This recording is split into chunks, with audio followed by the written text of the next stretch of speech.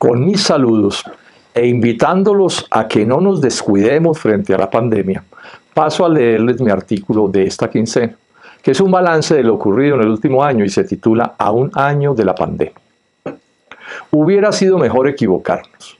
pero lamentablemente tuvimos razón quienes hace un año advertimos que Colombia iba a estar entre los países a los que les iba a ir peor con una pandemia que provocaría grandes cifras de enfermos y muertos, al igual que graves daños económicos y sociales en cada país y en el mundo, incluso superiores a los de la crisis iniciada en 1929.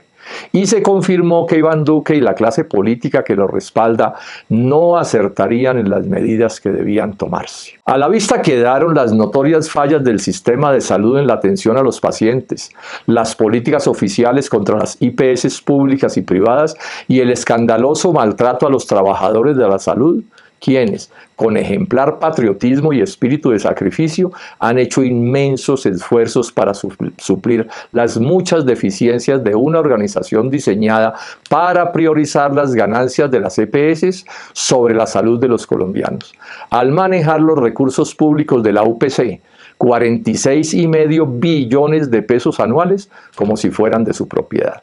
Además, el duquismo tramita la Ley 010 que empeorará el sistema de salud, como lo han denunciado diferentes agremiaciones del sector. La vida ratificó asimismo los efectos negativos de tratar las vacunas como otro negocio más,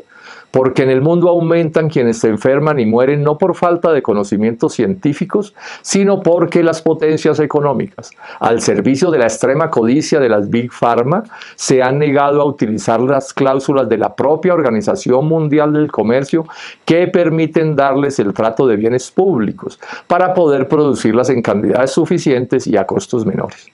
Tan leonino es lo impuesto en vacunas por las transnacionales que, temerosos de dar la cara y con la complicidad de los duques de todas partes, ocultaron los textos leoninos de los contratos.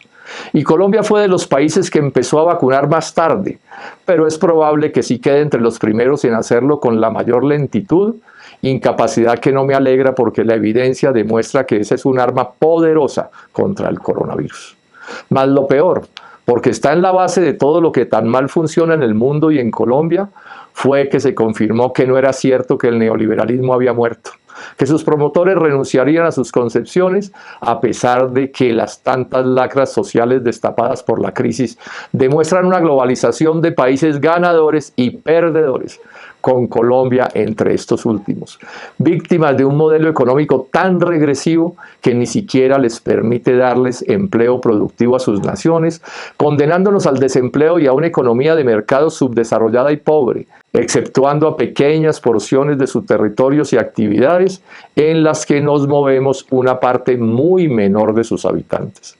Si Colombia fuera Alemania u otro de los países capitalistas desarrollados, Duque y Carrasquilla propondrían más cambios en la orientación económica y social del país, pero no. Insisten en lo mismo que ha fracasado, porque a ellos, a la alta burocracia estatal, a la clase política y al puñado que favorecen, sí les va muy bien, en medio del océano de desempleados y pobres y de clases medias y empresarios que no progresan como podrían progresar.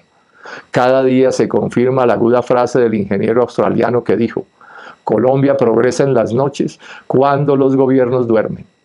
La reforma tributaria confirma el mal gobierno, porque al sacarles 27,3 billones de pesos a los pobres y a las clases medias, no solo los maltrata aún más, también debilita la economía al reducir la capacidad de compra y de venta del país. Al agro lo golpea por partida doble, al encarecerle sus productos y promover mayores importaciones de alimentos. Tras la falacia de presentarlo como verde, un alto impuesto al carbón térmico les encarece sus productos a la industria, lo que facilita importar y contrabandear. Coletilla. Entre los demócratas cayó muy bien que el Consejo Nacional Electoral, con estricto apego a la Ley 1475 en su artículo 14, le reconociera personería jurídica, dignidad, partido que defiende los intereses de los sectores populares, clases medias y empresarios que promueven el progreso del país. Dignidad respalda además el gran proyecto unitario de la Coalición por la Esperanza 2022 que promovemos con Humberto de la Calle, Sergio Fajardo, Juan Manuel Galán, Ángela Robledo, Juan Fernando Cristo y la Alianza Verde. Bienvenidos los colombianos y colombianas que desean el auténtico progreso del país. Bogotá, 23 de abril del 2021. Muchas gracias.